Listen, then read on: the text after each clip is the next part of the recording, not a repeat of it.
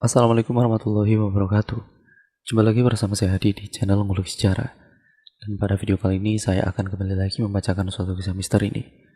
Yang kali ini berjudul tentang kisah pesugihan Sate Gaga. Cerita pada kali ini ditulis oleh akun yang bernama N Laila. Nantinya kalian juga bisa mengunjungi thread beliau secara langsung ya teman-teman. Daripada kita lama-lama, daripada penasaran juga bagaimana ceritanya, mari kita langsung saja menuju ke ceritanya. Perhatikan baik-baik karena ceritanya akan segera saya mulai. Namun sebelum itu, semua nama tokoh dan juga tempat sudah disamarkan. Karena untuk keamanan bersama ya teman-teman. Nah, bagaimana ceritanya? Yuk langsung saja kita mulai ceritanya.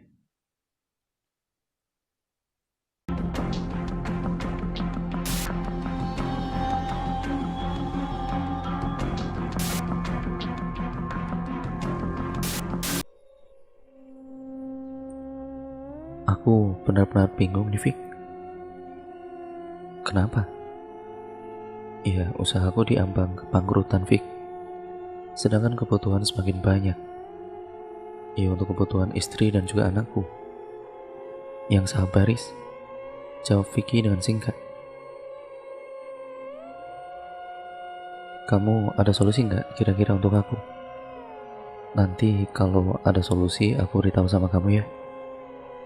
Percakapan singkat antara kedua sahabat di depan teras rumah dengan semilir angin membuat suasana semakin syahdu.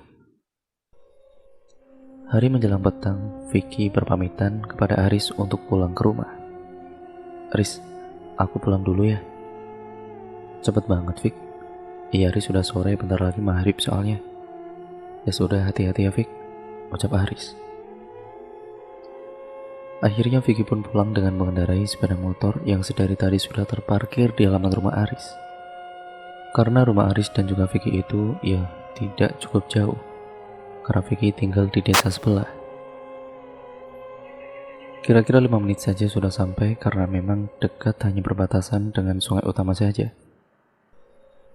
Sayup-sayup terdengar suara azan maghrib. Aris yang berada di depan teras rumah langsung masuk ke dalam rumah karena sudah maghrib.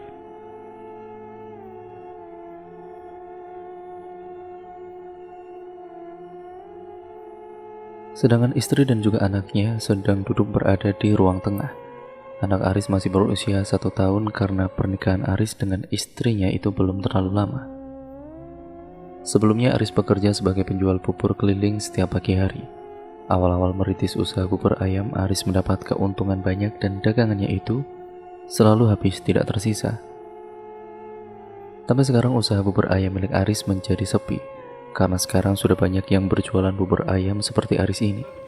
Uang modal yang dimiliki itu sudah semakin menipis. Sedangkan istrinya sekarang jadi suka marah-marah sama Aris karena penghasilan dari Aris tidak dapat untuk mencukupi kebutuhan keluarganya. Setiap hari akhir-akhir ini, istri Aris selalu marah-marah dan sikapnya menjadi cuek. Aris pusing, sudah mencoba mencari pekerjaan lain, tapi tetap saja belum dapat juga, karena mencari pekerjaan itu sangat tidak mudah apalagi untuk usia Aris. Suatu ketika Aris pergi ke rumah Vicky. Siapa tahu Vicky ada solusi untuk Aris. Asap motor mulai mengepul di sepanjang jalan. Aris mengendarai motor bututnya pergi ke rumah Vicky. Sesamanya di rumah Vicky, terlihat Vicky sedang berada di teras rumah, sedang memberi makan burung peliharaannya. Assalamualaikum. Waalaikumsalam. Ya, Aris tumben banget mampir ke sini, jawab Vicky. Iya nih, pengen main ke rumah kamu aja kok. Ya sudah, ayo masuk ke dalam. Vicky yang sedari tadi memberikan makan burung itu kemudian meninggalkannya dan menuju ke dalam ruang tamu bersama dengan Aris.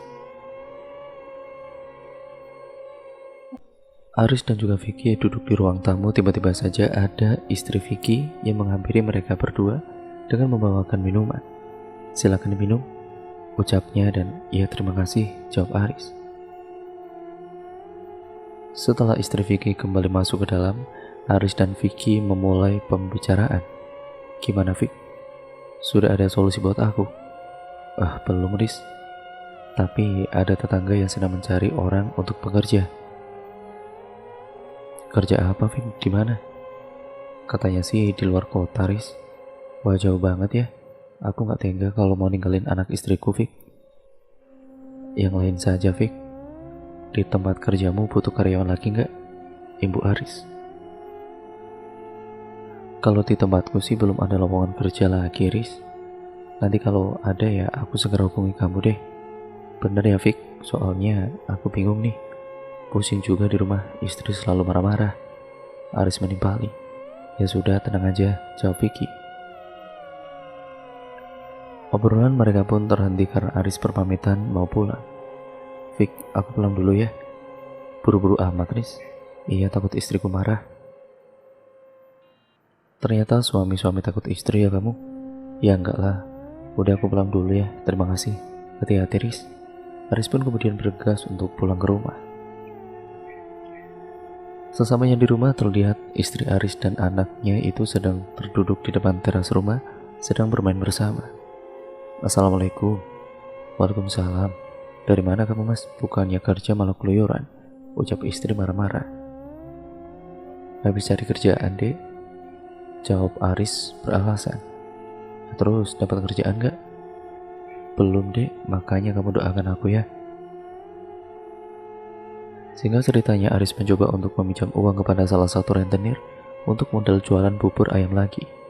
Aris memberanikan diri mendatangi rentenir yang ada di desa Aris. Assalamualaikum. Waalaikumsalam, jawab seseorang dari balik pintu dan silakan masuk. Aris pun dipersilakan duduk di ruang tamu rumah rentenir tersebut. Ada apa ini, Mas Aris? Jadi gini, Pak, saya kesini mau pinjam uang sama Bapak. Iya, bisa, Mas. Tapi Mas tahu syaratnya tidak? Tidak, Mas. Ya, memang apa syaratnya? Syaratnya bunganya itu yang dari pinjaman 2 kali lipat, ucap rentenir itu. Misal Mas pinjam uang 1 juta sama saya, nanti Mas harus kembalikan 2 juta. Seketika Aris berpikir sejenak dan sempat ragu untuk meminjam uang itu. Gimana, Mas Aris? Ya sudahlah, Pak, saya mau pinjam uangnya. Kalau begitu berapa? 5 juta saja deh. Ya sudah, oke, bentar, saya ambilkan dulu uangnya, ucap rentenir itu. Rentenir itu pun masuk ke dalam kamar untuk mengambilkan uang. Beberapa saat kemudian rentenir tersebut datang kembali menghampiri Aris dengan sebuah amplop coklat tebal diberikan kepada Mas Aris. Ini uangnya, coba hitung benar apa tidak, ucap rentenir itu. Aris dengan perlahan-lahan menghitung uang dari rentenir itu. Iya, sudah pas.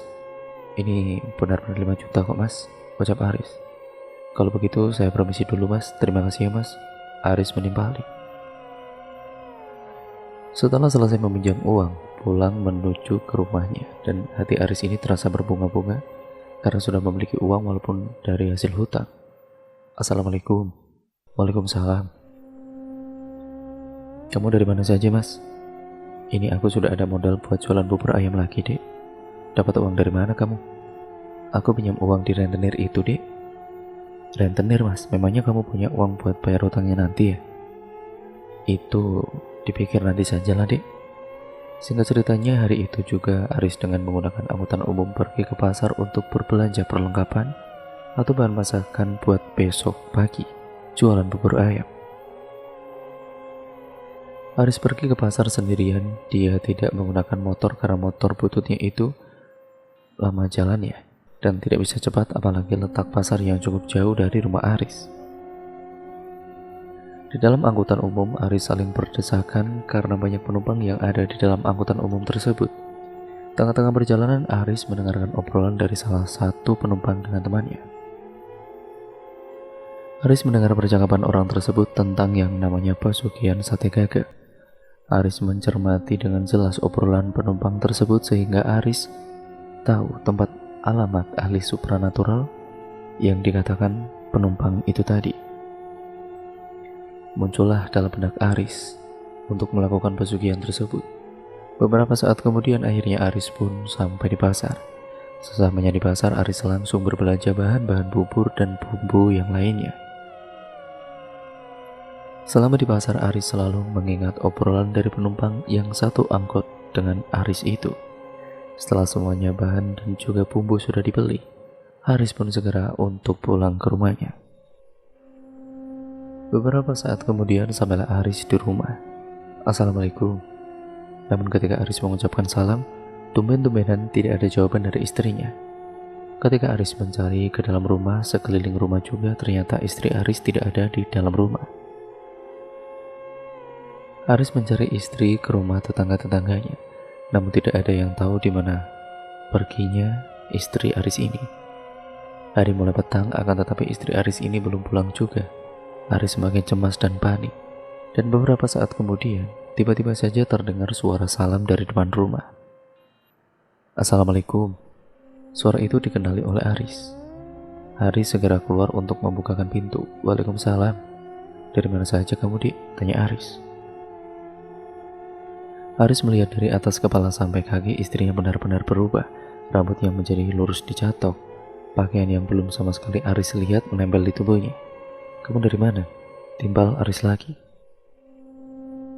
Namun istrinya itu tidak menjawab pertanyaan dari Aris. Malah langsung masuk ke dalam rumah begitu saja. Karena merasa ada yang tidak beres, Aris melihat ke isi lemari dan ternyata benar, uang yang dipinjam Aris dari rentenir itu ternyata diambil dan digunakan untuk foya-foya oleh istrinya.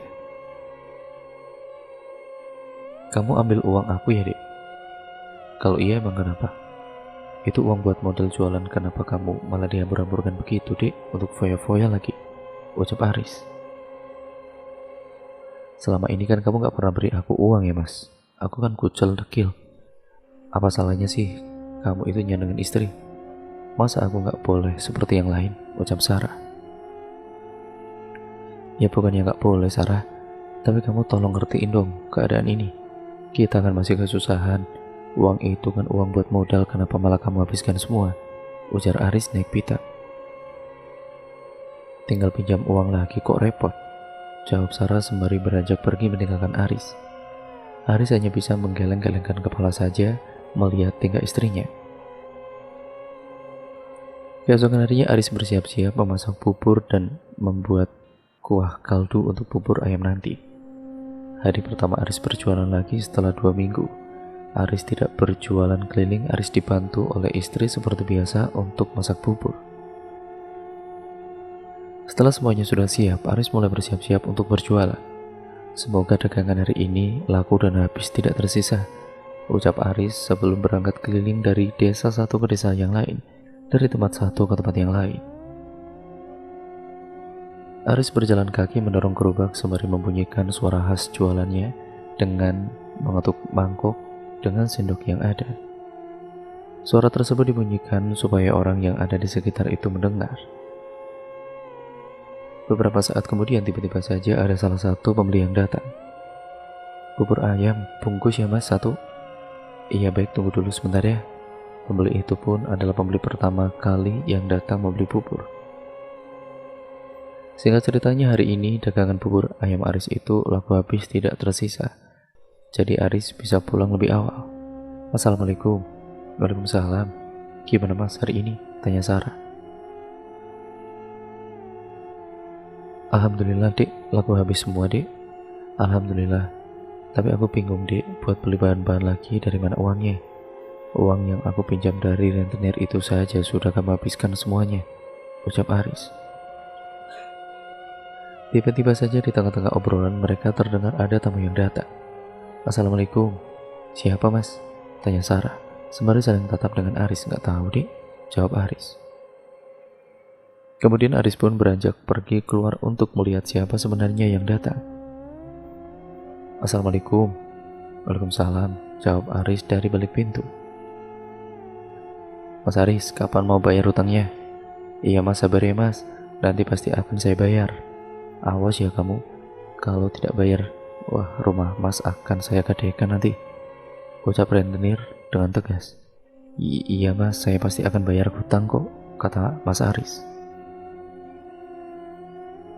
Lalu rentenir itu pergi meninggalkan rumah Aris. Siapa Mas? Rentenir sudah datang, mau nagih hutang. Terus gimana mas? Ya, aku belum bayar, kan belum ada uang. Pusing aku ini dek. Aris sembari menggaruk-garuk kepalanya yang tidak gatal. Malam hari tiba, Aris yang merebahkan tubuh di dalam kamar. Dia melamun menatap ke atas langit-langit kamar. Aris benar-benar bingung harus berbuat apa.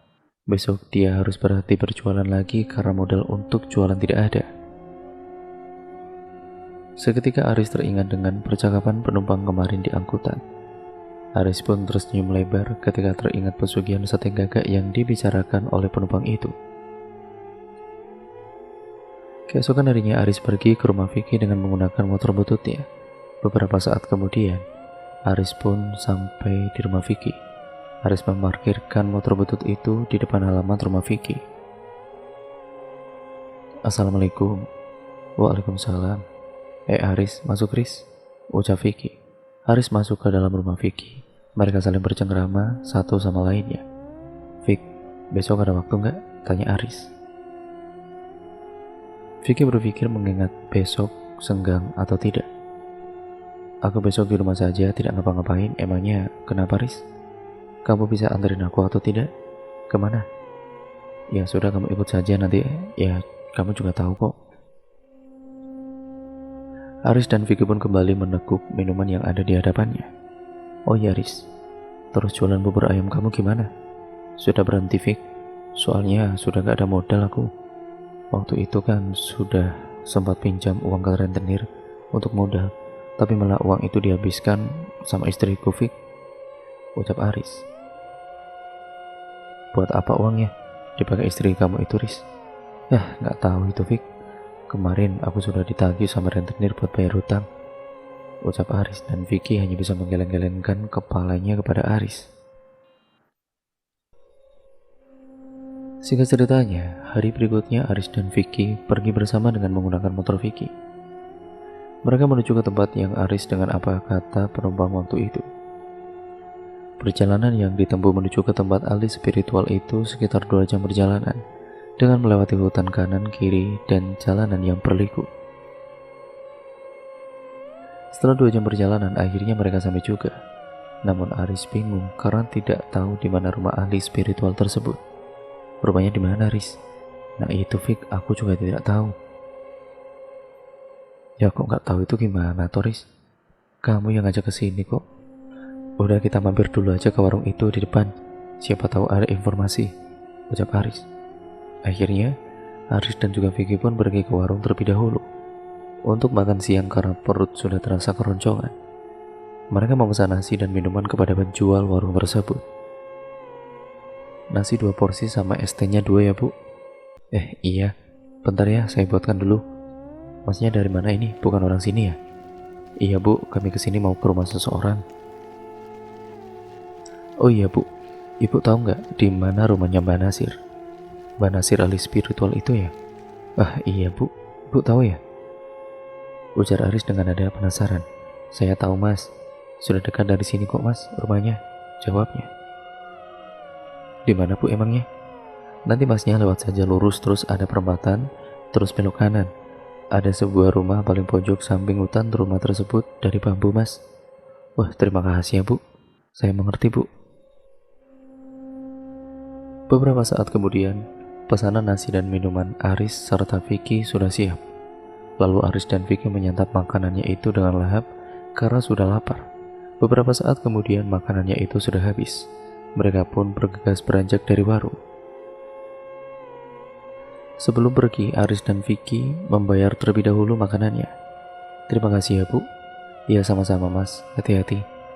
Aris dan Vicky kembali melanjutkan perjalanan ke rumah Manasir. Mereka berjalan mengikuti dengan apa yang dikatakan ibu warung tadi di depan. Jalan mereka ada perempatan, dan mereka langsung milih belok kanan, seperti yang sudah diberitahu ibu tadi. Beberapa menit kemudian akhirnya mereka berdua sampai juga di rumah Manasir. Ini kan ya benar, rumah bambu sampingnya ada hutan. Iya coba aja dulu deh untuk pintu, timbal Vicky. Aku mau tahu sebenarnya itu tempat apa sih Riz? Udah kamu ikut saja, nanti juga tahu kok. Vicky akhirnya memarkirkan motor. Lalu mereka pun menyambangi teras rumah Mbak Nasir. Assalamualaikum. Waalaikumsalam. Terdengar sahutan salam dari balik pintu. Silakan masuk, jawab Mbak Nasir. Mereka berdua ikut masuk ke dalam rumah Mbak Nasir dan duduk di ruang tamu. Mereka duduk di atas kursi yang terbuat dari bambu. Saya sudah tahu kedatangan kalian kemari, ucap Mbak Nasir. Sontak Aris dan Vicky terkejut. Bagaimana dia bisa tahu maksud dari kedatangannya? Kok Mbak bisa tahu? Tanya Aris penasaran. Mbak Nasir hanya tertawa mendengar perkataan dari Aris.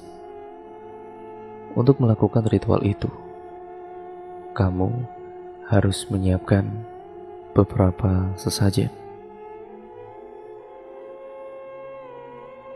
Dan kamu juga harus menyiapkan intinya beberapa persyaratan terlebih dahulu. Apa syaratnya, Mbah? Syaratnya kamu harus melakukan puasa mutih terlebih dahulu selama 7 hari. Dan puasa itu dilakukan diawali pada saat hari Selasa Kliwon. Maksudnya bagaimana, Mbah? Ucap Haris. Puasa mutih itu kamu tidak boleh makan dan minum yang memiliki warna dan juga rasa. Hanya boleh makan nasi putih dan air putih saja. Itu juga ada caranya. Caranya bagaimana, Mbah? Caranya kamu harus memakan nasi putih itu sebanyak 7 kali dan minum air putih sebanyak 7 kali teguk. Syarat yang lain, apalagi, Mbah? Untuk syarat yang lainnya, kamu harus bayar mahar terlebih dahulu untuk nanti membeli perlengkapan sesajen. Yang penting, kamu itu sungguh-sungguh untuk melakukan pesugihan sate gagak ini. Kamu harus berpuasa terlebih dahulu. Nanti kalau sudah 7 hari melakukan puasa mutih, kamu datang ke sini lagi, ucap Mbak Nasir. Akhirnya Aris dan juga Vicky pun pulang ke rumah karena Aris harus melakukan puasa mutih selama 7 hari. Singkat ceritanya, hari Selasa Kliwon pun tiba. Aris mulai berpuasa. Hari pertama berhasil, hari kedua berhasil, begitu juga hari berikutnya telah dilalui Aris dengan berhasil. Aris makan dan minum sama seperti apa yang sudah diberitahukan oleh Mbak Nasir. Setelah selesai melakukan puasa mutih, Aris pergi ke rumah Vicky. Vic, nanti aku mau pinjam uang kamu boleh nggak? Buat bayar mahar. Nanti kalau aku berhasil melakukan pesugihan sate gagak itu, aku janji akan bayar hutangku itu 3 kali lipat sama kamu. Ya udah, tenang aja, pasti akan pinjamin kamu kok. Makasih ya Vic, kamu memang sahabat aku yang benar-benar baik dari dulu. Iya sama-sama Riz, kamu juga sudah baik sama aku. Hari berikutnya Aris dan Vicky pergi kembali ke rumah Mbak Nasir untuk melakukan ritual. Dengan perjalanan 2 jam akhirnya mereka sampai juga di rumah Mbak Nasir. Assalamualaikum. Waalaikumsalam, silakan masuk, jawab Mbak Nasir. Gimana, apa kamu sudah berhasil melakukan puasa mutih itu? Sudah, Mbah. Apa yang selanjutnya harus saya lakukan, Mbah? Sebelumnya, kamu bayar terlebih dahulu maharnya, ucap Mbak Nasir. Lalu Aris mengambil uang yang dipinjam dari Vicky di dalam tas. Kemudian amplop coklat itu diberikan kepada Mbak Nasir. Uang ini nanti untuk dibelikan beberapa sesajen, seperti bunga setaman, kemenyan, jajan tradisional, minyak misik. Iya, Mbah, jawab Aris dengan singkat. Ritual ini nantinya akan kamu lakukan di hutan di bawah pohon besar. Kapan ritualnya akan dilakukan? Nanti malam kalau kamu sudah siap. Saya siap, Mbah, jawab Aris. Siang itu Aris dan juga Vicky menunggu di rumah Mbak Nasir. Sedangkan Mbak Nasir pergi mencari persiapan untuk sesajen. Mbak Nasir pergi ke pasar membeli kembang-kembangan setaman, kemenyan, jajan tradisional, dan minyak misik. Setelah semuanya sudah dibeli Mbak Nasir, beliau kembali pulang ke rumah. Sesamanya di rumah, lalu Mbak Nasir langsung menata sesajen itu di atas meja yang ada di ruangan ritual. Mbak Nasir juga membeli perlengkapan seperti bambu, tusuk sate, dan lain sebagainya. Kemudian sore itu juga Mbak Nasir mulai melakukan ritual untuk pemanggilan seekor burung gagak. Mbak Nasir mulai merapalkan mantranya di hadapan meja sesajen.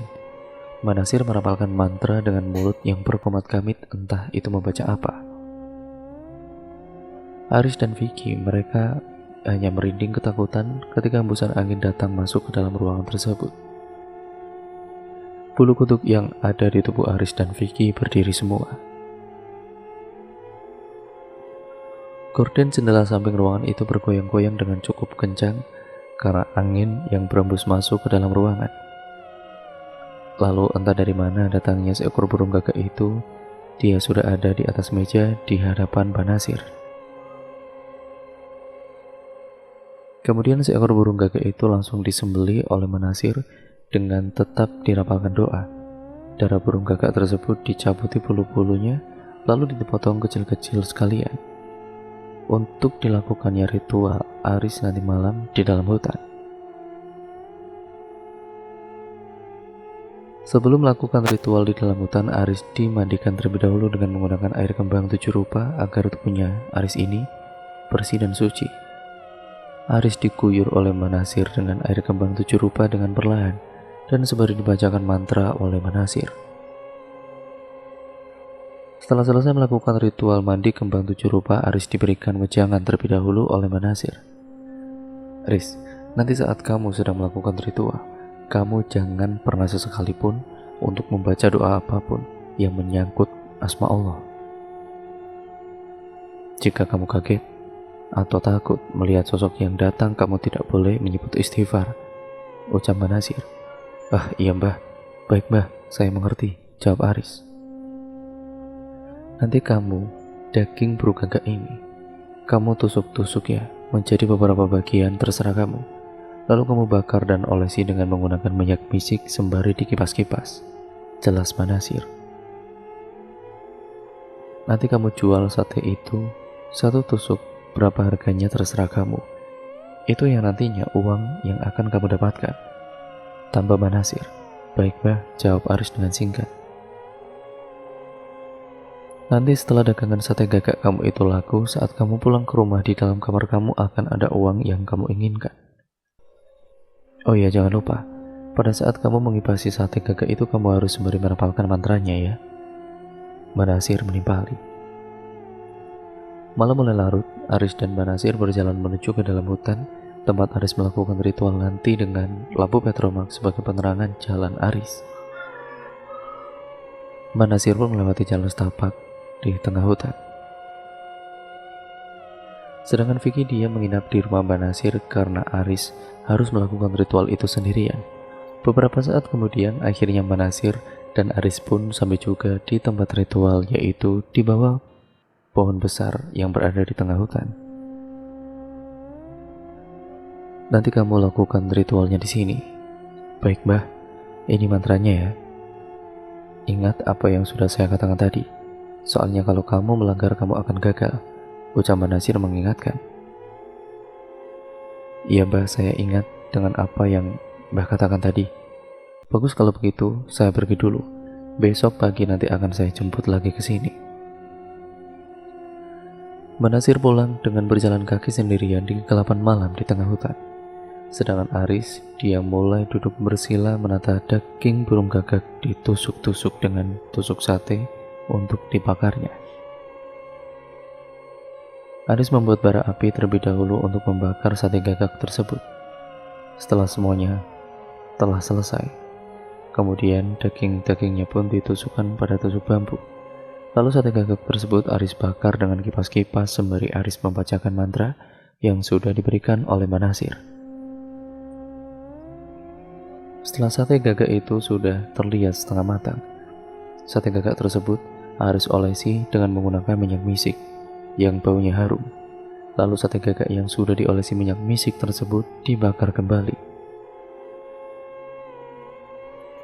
Aris yang seperti layaknya berjualan sate beneran, dia teriak-teriak agar ada pembeli yang datang sembari mengipasi sate gagaknya, dan Aris itu berteriak-teriak, "Sate, sate, sate gagaknya!" teriak Aris.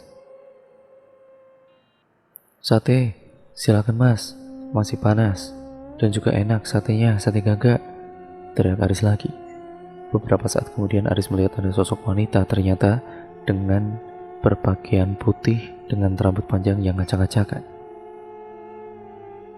Sosok wanita itu melayang dan menghampiri ke arah Aris, namun wajahnya sangat hancur sekali.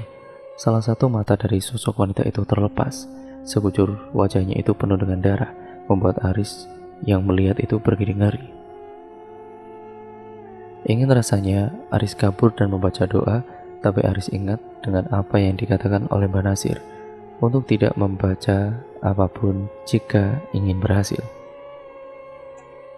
Selain kuntilanak putih, tiba-tiba disusul dengan sosok kuntilanak merah yang terbang melayang dengan membawa payung menghampiri Aris.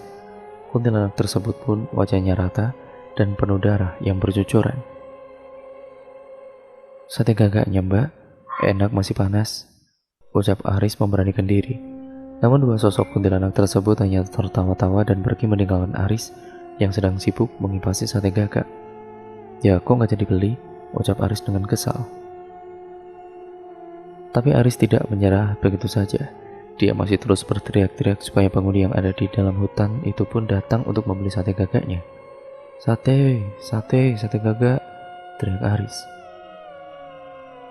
Terlihat dari pandangan depan Aris itu, dia melihat ada sosok pocong yang melompat-lompat menuju ke arah Aris. Sosok pocong itu berjalan lompat-lompat dengan wajah yang gosong dan menyeramkan dengan mulut yang menganga. Aris begitu ketakutan dan merinding saat melihat ada sosok pocong. Namun Aris mencoba melawan rasa takutnya. Bulu kuduk Aris mulai berdiri semua. "Sate gagak ini satu tusuknya harganya 1 miliar, mau?" ucap Aris kepada sosok pocong. Akan tetapi sosok pocong tersebut hanya menganga dengan tatapan yang tajam kepada Aris, lalu pergi meninggalkan Aris dengan cara melompat-lompat. "Oh ya, pocong kan, tangannya ada di dalam, bagaimana dia memakan?" gumam Aris bercanda. Setelah sosok pocong itu pergi, Aris berteriak-teriak kembali memanggil sosok yang lain. "Sate, sate gagaknya," teriak Aris. Hari mulai semakin pagi, sekitar pukul 3 pagi, namun belum juga ada sosok yang membeli sate gagaknya. Hingga beberapa saat kemudian, Aris merasa tanah itu bergoyang seperti ada gempa. Ternyata ada sosok genderuwo dengan badan yang tinggi besar dengan bulu kuduk yang benar-benar lebat berwarna hitam dan tatapan yang tajam dengan mata merah menyala, gigi taring yang keluar dari dalam mulutnya itu, serta lidah yang mengeluarkan air liur. Sontak Aris sangat ketakutan dan gemetaran sekali tubuhnya seketika melihat sosok genderuwo tersebut. Aris sudah berkeringat dingin, tubuhnya gemetaran, bulu kuduk di sekujur tubuh berdiri semua. "Sate gagak, mau? Satu tusuknya harganya 1 miliar. Enak, masih panas," ucap Aris kepada sosok genderuwo itu. Lalu sosok genderuwo tersebut mengangguk dan sosok genderuwo itu duduk di hadapan Aris memakan semua sate gagak milik Aris yang berjumlah 10 tusuk. Dengan lahap, sosok genderuwo itu memakan semua sate gagak itu. Aris pun tersenyum senang karena dagangan sate gagaknya itu telah laku semua. Setelah semuanya sate gagak itu telah dimakan dan dihabiskan oleh sosok genderuwo itu, lalu sosok genderuwo itu pun pergi menghilang entah kemana. Tubuh Aris masih tetap gemetaran setelah melihat sosok genderuwo yang menyeramkan itu. Hari sudah mulai pagi, semburat sinar matahari dari ufuk timur sudah terlihat cahayanya. Dan beberapa saat kemudian tiba-tiba saja ada Mbah Nasir yang datang menghampiri Aris. "Gimana? Laku semua dagangan kamu?" "Laku, Mbah, dibeli sosok genderuwo." "Berarti kamu berhasil. Ayo kita pulang," ucap Mbah Nasir. Lalu mereka berdua pun pulang dengan menyusuri jalanan setapak hutan. Sesampainya di rumah Mbah Nasir, sudah ada Vicky yang menunggu Aris di depan rumah Mbah Nasir. "Gimana, Aris? Berhasil nggak?" "Berhasil, Vic, tenang aja," ucap Aris. Aris dan Vicky pun berpamitan pulang kepada Mbah Nasir. Namun sebelum pulang, Mbah Nasir memberitahu terlebih dahulu kepada Aris, "Nanti uang yang kamu terima di dalam kamar itu uang asli, bukan uang mainan," ucap Mbah Nasir. "Iya, Mbah. Terima kasih ya, Mbah. Kalau begitu kami pamit pulang terlebih dahulu." Di tengah perjalanan, Vicky dan Aris gembira karena akan mendapatkan uang yang sangat banyak sekali. Perjalanan mereka percepat, ya karena ingin segera cepat sampai di rumahnya. 2 jam kemudian akhirnya mereka sampai di rumah. Vicky ikut ke rumah Aris karena Vicky penasaran dengan uang yang diterima oleh Aris. Masuklah mereka berdua ke dalam kamar. Saat di dalam kamar, Aris dan Vicky terkejut, begitu juga dengan Sarah, istrinya Aris. Ada 2 karung besar di dalam rumah Aris itu, ataupun lebih tepatnya di kamar Aris itu ya teman-teman. Saat karung itu dibuka, uang yang ada di dalam karung itu sangat banyak sekali jumlahnya. Karung itu berisi uang 10 miliar, sesuai sate gagak yang dijual Aris 10 tusuk, dan satu tusuknya itu seharga 1 miliar. Istri Aris sangat senang karena melihat uang yang sangat banyak. Sebelum Vicky pulang, Aris memberikan uang kepada Vicky untuk rasa terima kasih dan bayar hutangnya. Aris memberikan uang kepada Vicky itu dengan jumlah 50 juta rupiah. Ini Vicky buat kamu, tolong ambil ya. Terima kasih kamu sudah mau bantu aku dan anterin aku selama ini. Iya deh, sama-sama, aku makasih banyak nih dikasih uang segini banyaknya, jawab Vicky. Ah, itu belum seberapa. Nanti kalau butuh apa-apa kamu bilang saja sama aku ya. Iya Aris, aku pulang dulu ya. Iya Vicky, hati-hati ya, kata Aris. Vicky pun pulang dari rumahnya Aris, sedangkan Sarah masih mempertanyakan dari mana uang sebanyak itu yang didapat Aris ini. Mas, kamu dapat uang sebanyak ini dari mana? Kok tiba-tiba ada di dalam kamar kita? Padahal kan tadi aku ke kamar kamu itu tidak ada apa-apa, cecar Sarah. Sarah memang tidak mengetahui kalau Aris telah melakukan pesugihan sate gagak ini. Jadi selama aku pergi ini, aku sedang melakukan ritual pesugihan sate gagak. Dan aku berhasil. Ini hasilnya, Dek. Kita kaya raya mendadak, Dek, ucap Aris. Yang benar kamu, Mas. Aku bisa shopping-shopping terus dong. Dan juga ke salon, Mas, ucap Sarah kegirangan. Iya, Dek. Terserah kamu saja mau pakai buat apa. Beberapa bulan kemudian Aris sudah bisa merenovasi rumahnya. Rumah yang tadinya kecil sekarang sudah disulap Aris menjadi megah dan juga mewah berlantai 2. Aris juga sudah bisa membeli mobil serta kendaraan motor yang lebih bagus. Aris juga membuka usaha lagi bubur ayam di kios. Sekarang sudah tidak di keliling lagi. Tidak hanya bubur ayam saja, Aris juga memiliki toko material yang sudah berkembang. Aris dan Sarah sekarang hidup penuh kemewahan dan berkelimangan harta. Sarah sudah tidak lagi marah-marah dengan Aris. Bahkan cabang bubur ayamnya sudah ada di mana-mana. Hidup yang tadinya sangat susah, sekarang sudah serba berkecukupan. Tidak lupa juga Aris untuk melunasi semua hutangnya yang banyak itu kepada rentenir. Aris menghampiri ke rumah rentenir itu untuk mengembalikan uang yang telah dia pinjam. Assalamualaikum. Waalaikumsalam, jawab seseorang dari balik pintu. Ayo masuk, Mas Aris. Kemudian Aris duduk di dalam ruang tamu rumah rentenir itu. Maaf Mas, hutangku yang waktu itu berapa ya Mas? Aku akan melunasinya semuanya. 5 juta Mas. Selama bunga, berarti jadi hutangnya itu totalnya 10 juta. Oh ya Mas, ini Mas, saya akan bayar semuanya. Aris selalu mengambil amplop coklat di dalam tas kecil yang dibawanya. Ini uangnya 10 juta Mas. Coba dihitung dulu, pas atau kurang. Rentenir itu mulai menghitung jumlah uang yang ada di dalam amplop coklat itu. Iya pas Mas, uangnya. Terima kasih ya. Sama-sama Mas, saya pulang dulu ya Mas, jawab Aris. Singkat ceritanya, meskipun hidup dengan berkelimangan harta, tapi Aris merasa kalau hidupnya itu tidak tenang. Akhir-akhir ini Aris selalu diganggu dengan suara-suara aneh di dalam rumah. Bahkan Aris juga bermimpi yang sangat buruk setiap dia tidur. Waktu itu saat Aris sedang menonton televisi, dia melihat di depan televisi itu ada bayangan hitam. Bayangan hitam itu terus bolak-balik di hadapan Aris, namun Aris tidak terlalu menghiraukan bayangan tersebut. Kamu kenapa sih Mas? Kok ketakutan gitu? Itu loh, di depan ada bayangan hitam, kamu lihat tidak? Mana Mas, tidak ada apa-apa kok. Ternyata yang melihat bayangan hitam itu cuma Aris, karena Sarah tidak dapat melihat bayangan itu. Dan di saat itu juga, pintu kamar Aris dan juga Sarah itu tiba-tiba menutup dengan sendirinya. Brak!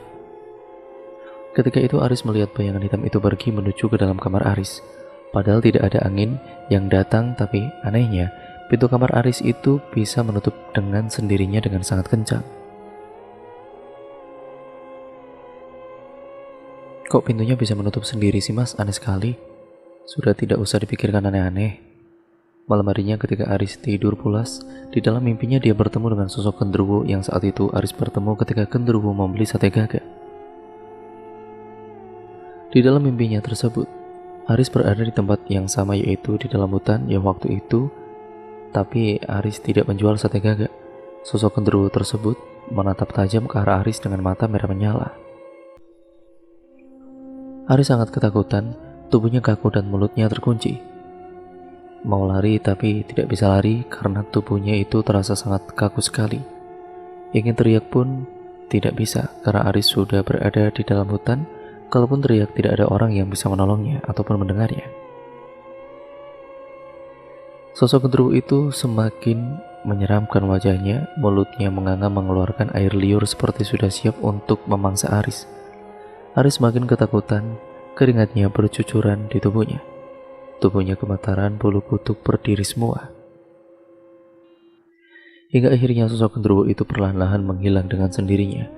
Dan seketika Aris terperanjat, dia terbangun dari tidurnya. Sarah yang ada di sampingnya itu, ia ikut terperanjat kaget mendengar teriakan Aris. "Mas, kamu kenapa mas?" Tubuh Aris penuh dengan keringat yang membasahi bajunya. Napas Aris masih terasa sangat ngos-ngosan. Lalu Sarah mengambilkan air putih untuk Aris supaya lebih tenang. "Ini mas, minum dulu biar tenang." Aris meneguk air putih itu dengan perlahan-lahan. Singkat ceritanya, seperti biasanya keesokan harinya, Aris dan Sarah disibukkan dengan usaha yang dibangun. Mereka mengecek ke kios bubur ayam pagi hari dan siang hari karena mereka itu ya ke toko material. Setelah itu mereka kembali ke rumah Sarah dan mengurus anak perempuannya. Sedangkan Aris setelah pulang dari toko, dia tidur siang, dan saat tidur siang Aris juga selalu bermimpi buruk. Di dalam mimpi, Aris itu selalu didatangi oleh sosok genderuwo. Tidak hanya di dalam hutan, tapi di dalam mimpi.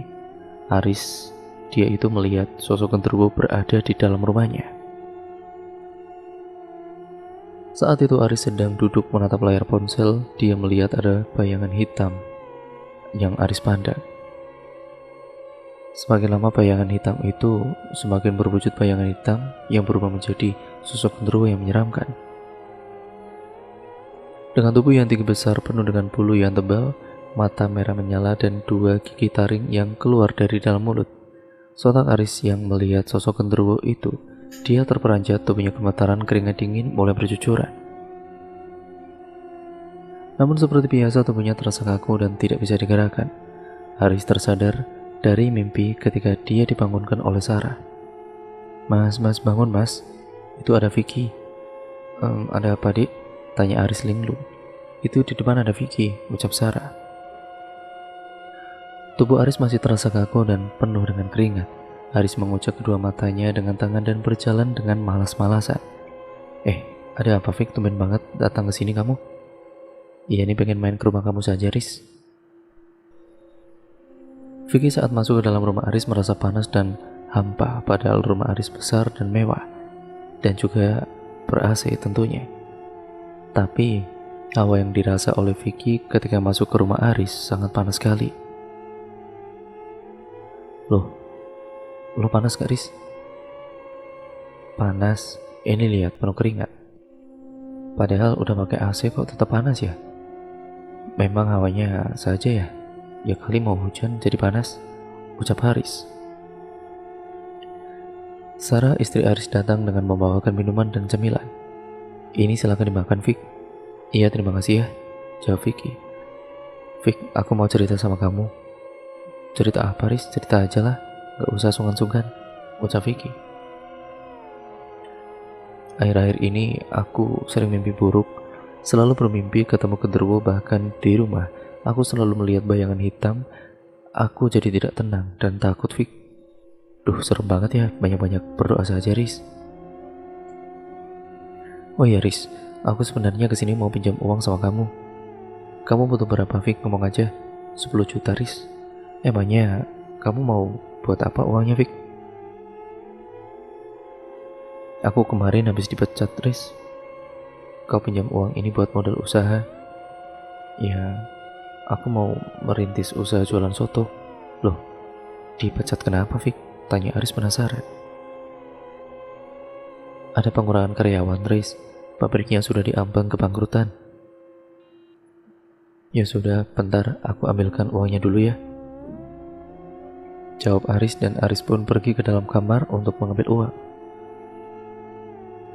Beberapa saat kemudian Aris kembali dengan membawa uang yang jumlahnya 15 juta rupiah. Ini Vicky hitung. Vicky menghitung uang yang ada di dalam amplop coklat itu. Loh, kok 15 juta, Riz? Aku kan pinjam 10 juta saja. Sudah, itu aku kasih buat kamu saja, semuanya kamu gak usah balikin. Ah ya bener, Riz. Aku jadi gak enak sama kamu baik banget, Riz. Ya kamu juga dulu kan sudah selalu bantuin aku, Vic, jadi gantian aku balas budi sama kamu. Singkat ceritanya, saat malam hari ketika Aris sedang duduk di depan teras rumah sembari mengisap batang rokok yang ada di tangan, sayup-sayup mata Aris tertuju pada sebuah pohon yang ada di depan rumah. Pohon itu bergerak-gerak dengan sendirinya dengan kencang, padahal tidak ada angin yang berhembus kencang, dan saat dilihat pohon sekitar yang lainnya pun juga tidak bergerak dengan kencang seperti pohon yang dituju oleh Aris itu. Aris lihat dengan seksama kedua mata dan tiba-tiba Aris dikejutkan dengan sosok genderuwo yang nyata berdiri di hadapannya kali ini. Bukan mimpi tapi nyata. Sosok genderuwo itu berdiri menatap ke arah Aris dengan tatapan yang sangat tajam, dengan mata yang merah menyala dan mulut yang menganga. Tubuh Aris sangat kaku dan tidak bisa digerakkan.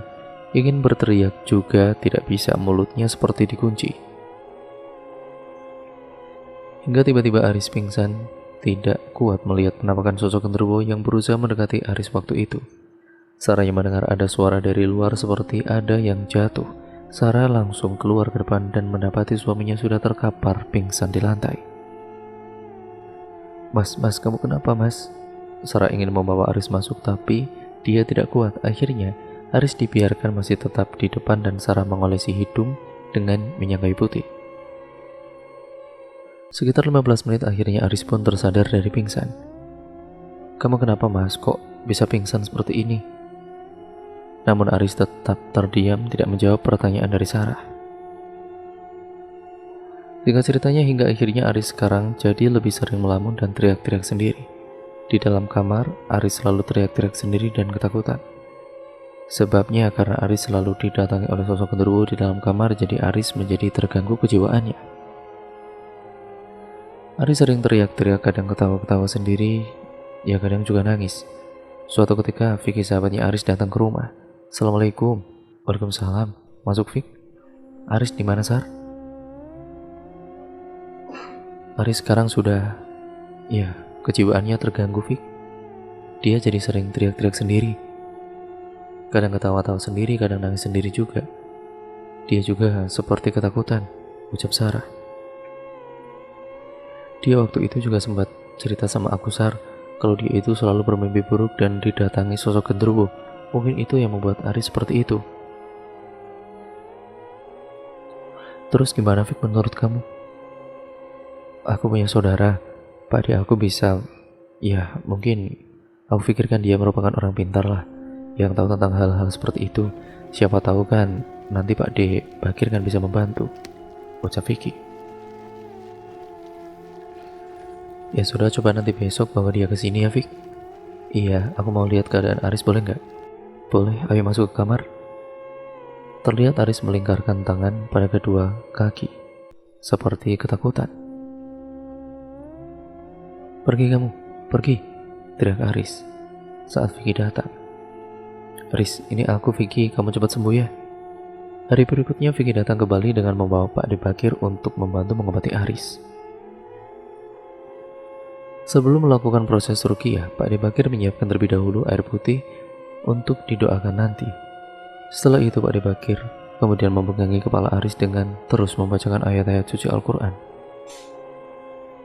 Mulut Pak De Bakir berkemat-kamit membaca ayat-ayat suci Al-Quran hingga pada akhirnya Aris memberontak seperti kesurupan. Pak De Bakir semakin keras membaca ayat-ayat tersebut. Seketika di dalam ruangan kamar itu angin datang berembus dengan kencangnya. "Kamu siapa?" tanya Pak Ade pada sosok yang ada di dalam tubuhnya Aris. "Saya mau sate gagak," ucap sosok itu. "Nanti saya akan kasih, tapi kamu keluar dulu dari tubuh orang ini," ucap Pak De Bakir. Lalu Pak De Bakir kembali membacakan ayat-ayat suci Al-Quran hingga akhirnya Aris mengerang memberontak dan pingsan ketika sosok yang ada di dalam tubuh Aris ini sudah keluar. Beberapa saat kemudian Aris tersadar dan diberikan air putih yang sudah didoakan oleh Pak De Bakir tadi. "Suami saya kenapa, Pak De?" "Dia telah berbuat dengan hal yang menyekutukan Allah. Selama ini dia terus diikuti oleh sosok genderuwo yang terus meminta sate gagak kepada Aris." "Maksudnya bagaimana, Pak De?" "Dia sudah melakukan hal-hal yang bersekutu dengan jin, dan sosok pemberi harta Aris ini marah ketika dia tidak diberi sate gagak lagi. Tapi sekarang dia sudah kembali ke alamnya, dan insya Allah tidak akan mengganggu lagi." "Jujur kamu telah melakukan apa sebenarnya?" tanya Pak De Bakir. Iya, saya sudah melakukan pesugihan sate gagak, Pak De. Mulai sekarang jangan pernah berbuat seperti itu lagi ya. Tobatlah sebelum terlambat, dan jangan gunakan lagi uang-uang dari bangsa gaib itu." "Ya terus aku harus gimana, Pak De?" "Semua uang atau benda yang berhubungan dengan pesugihan yang dilakukan itu diamalkan saja pada panti asuhan, panti jompo, atau orang-orang yang membutuhkan. Insya Allah nanti Bapak akan mendapat gantinya." Singkat ceritanya, Aris akhirnya sudah berubah, dia mau bertobat. Semua uang dan aset-aset yang dimiliki sekarang sudah diberikan kepada panti asuhan, panti jompo, dan orang-orang yang membutuhkan lainnya. Vicky yang mendapat uang dari Aris pun untuk usaha itu ya dia jual kembali warung yang sudah dibangunnya. Sekarang Aris merintis kembali dari bawah, merubah hidup menjadi lebih baik dengan cara yang halal. Aris bekerja menjadi tukang bangunan bersama dengan Vicky. Rumah yang sekarang itu masih tetap ditinggali, tapi memang Aris dan Sarah sering mendengar ada suara-suara aneh, hingga akhirnya rumah itu pun dijual dan uang hasil jual rumah diberikan kepada panti asuhan. Suatu ketika Aris sakit, dan sakitnya itu sangat parah sekali sehingga membuat nyawanya itu melayang. Aris meninggal dunia dengan penyakit yang menggerogoti tubuh, dan tubuhnya itu semakin kurus kering. Tapi perutnya itu membesar. Diduga Aris menderita kanker usus yang tidak bisa diobati karena tidak ada biayanya. Sesulit apapun keadaan, seberat apapun cobaan, jangan pernah untuk melakukan perbuatan yang menyekutukan Allah SWT. Karena siapapun yang bersekutu dengan jin dan juga sejenisnya akan berakhir menderita seperti itu. Dan cerita pun akhirnya selesai sampai di sini ya teman-teman. Terima kasih untuk kalian semua yang sudah menyimak cerita kali ini dan video kali ini. Bagaimana menurut kalian cerita pada kali ini? Kalian bisa tulis komentar kalian di bawah. Jangan lupa like, comment, dan share, serta subscribe dan juga nyalakan tombol lonceng notifikasinya agar kalian tidak ketinggalan video terbaru selanjutnya dari channel ini. Sekian dan terima kasih ya teman-teman, kurang lebihnya mohon maaf. Sampai berjumpa di video terbaru selanjutnya. Wassalamualaikum warahmatullahi wabarakatuh.